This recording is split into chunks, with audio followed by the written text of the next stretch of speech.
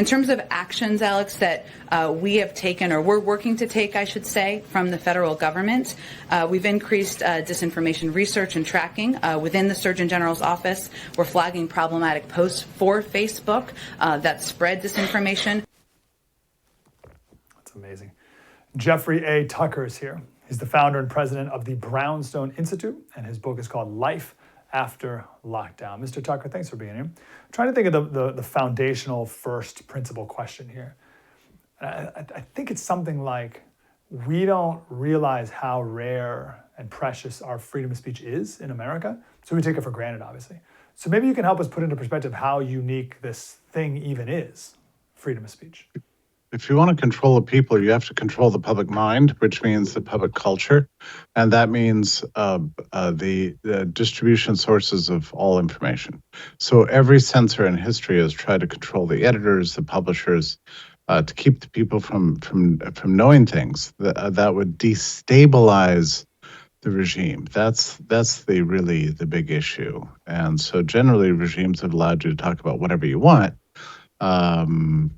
as long as you don't complain about the conditions of public life under the regime under which you live. And so we've had a unique situation in this country's history because we have this First Amendment, which was kind of imposed upon the original architects of the Constitution, where people just said, look, we're not going to pass this thing unless we get this Bill of Rights. And then the very first one was the freedom of speech, because without that, if something should go wrong, you're in a lot of trouble, because you can't in a democratic system. You certainly can't persuade people of your views if there's no freedom of speech, and if anything should go wrong with the regime, and things are not going according to public wishes, then you've got all the channels blocked to speak out against it. And what was fascinating about this First Amendment is that it even though it was right at the top of the Bill of Rights, it even in that generation was widely, not very well understood. And so very quickly, soon after the Constitution was passed, we got what was called the Alien and Sedition Acts, and it restricted people's rights to criticize the President of the United States, and that was already, and I think it was 1798 was when those went into effect, and there was such popular outrage against this, and by the way, under these acts, newspaper editors were jailed and so on.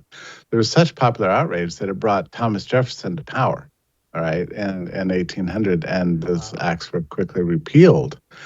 So we've had bouts of censorship, and then, in the 1830s and 1840s, there were the abolitionists' writings were censored in the Deep South, and then sure enough, during the Civil War, Lincoln, censored people who objected to conscription. So, we've had these bouts, and then the same thing happened in World War I, and then the 1950s, and so on. But with the dawn of the internet, we really thought all those days were over. Because information became decentralized and globalized, and we thought, oh, okay, now we're never going to have this problem again. A major ambition of the Biden administration has been to shut down the internet for free speech. They've worked to consolidate the industry, and then to control the channels of distribution. And that would be, in our time, mostly social media and search engines. So which hits, Meta and Google and Microsoft with Bling and so on. All the big portals of information, YouTube. I mean, it's so easy to get a video taken down from YouTube now. Just say things like what I'm saying right now. That'll get it taken down. So yeah, we've got a major. This is serious stuff, and this country is further behind, I guess you would say, than Europe, which is very aggressively, and the UK very aggressively censoring basically everything. I mean, your listeners need to understand what's going on here. The actual ambition is to turn the whole of the internet, everything you look on the internet, into a version of 1970s style television with credit cards instead of 800 numbers. So that's basically it. You had 3 channels, and and 30 minutes of news, 10 minutes of which pertain to domestic politics. Okay, that's what they want. And that's what they're striving to get. And they're having a hard time getting there because of things like Rumble and Elon Musk took over X and so on. But that is the ambition, and they're not letting up on it. You brought up an interesting thing. First of all, that some of our founders didn't want the Bill of Rights, or didn't think to put the Bill of Rights, or didn't think the Bill of Rights was necessary. So what if there was that alternate reality where they just didn't put in the first 10? Because of course everyone believes in freedom of speech. And then, of course, it didn't take long before even the government of John Adams cracked down on it. But you talked about it in prior to the 1800 election, there was enough of a popular outrage. I don't think we have that popular outrage today. So that's my lead into asking you. You outlined some ways the government is cracking down, yes, but I'm also worried that we, the people, don't care about freedom of speech either. And I think we saw that with cancel culture, where we were taking away people's speech. We just don't value it anymore.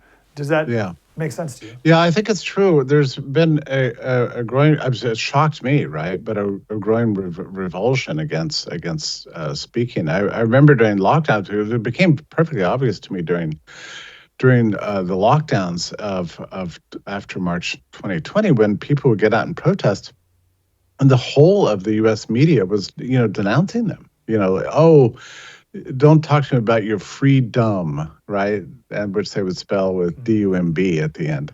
The same people who are now at the DNC talking about freedom, were ridiculing the very idea 4 years ago. So the mass media doesn't. This is so counterintuitive, but the mass media doesn't like free speech because it means that other people get to compete with them. They like controlled speech, and they like to work with the government as a way of consolidating their control over the public mind. They think they're supposed to be in charge of the news, and they don't want average people out there, investigative journalists from all walks of life, having access to the public mind. I mean, they don't mind if you whisper at dinner parties, whatever, that doesn't matter. But they don't want you to have far-reaching, impactful, operationally meaningful influence over public affairs. They want to shut down the populist movement. And yeah, a lot of people are going along with it.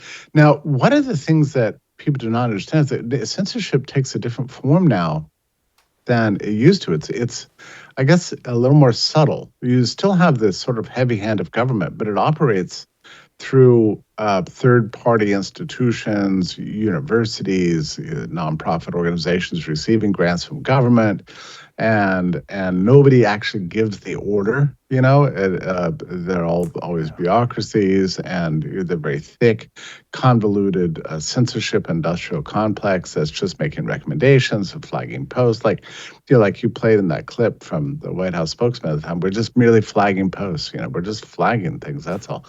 But there's a threat behind it all that is always there, but it's hard to make the case. In fact, our friends have been trying to make the case in courts, and it's been difficult because even the Supreme Court was a little bit confused about this because, like, one justice on the Supreme Court during the oral arguments over an injunction against agencies for contacting social media companies said, "Wait a minute, if I'm employed by the White House, what's wrong with me calling the New York Times and objecting to a story there?" But okay, but that's not the issue, right? This is not about a phone call to the New York Times. This is about a massive and global trillion-dollar industry that's dedicated to shutting down freedom of speech. This isn't just about curating things or moderating the comment section of the Wall Street Journal or something like that. This is about a massive industry trying to crack down on what they call disinformation. But disinformation is essentially,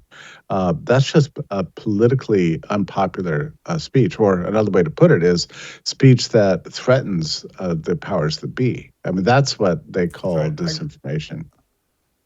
I got 30 seconds, but you've mentioned this word a couple of times. I think this is really important because we talk about freedom of speech. And I get this visual of just talking, but it's not about the speech itself. It's about the mind. I love that idea. It makes it much more powerful to me. What do you mean by the mind? Yeah, right. So mostly history consists of what people believe and want to have happened. So that's the thing that they're trying to control. I think one of the basic gurus of the of censorship complex right now uses this word cognitive infrastructure. It's about what the culture comes to believe about itself. That's what they're trying to control. And you come to believe what you believe based on what you read.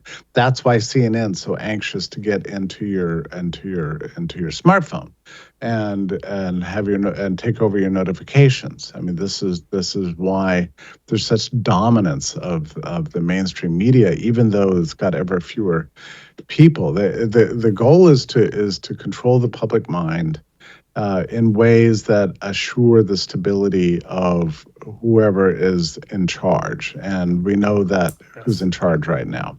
And so that's what they're seeking to control. So every time a person, watches your show or, gets on X or goes to Rumble instead of YouTube, that is a rebel and that is a problem for regime stability. And that's what they're trying to stop. Perfectly said. Jeffrey A. Tucker, founder, president of the Brownstone Institute, and go read the book Life After Lockdown. Mr. Tucker, great to talk to you, sir. Thank you. My pleasure. Thank you.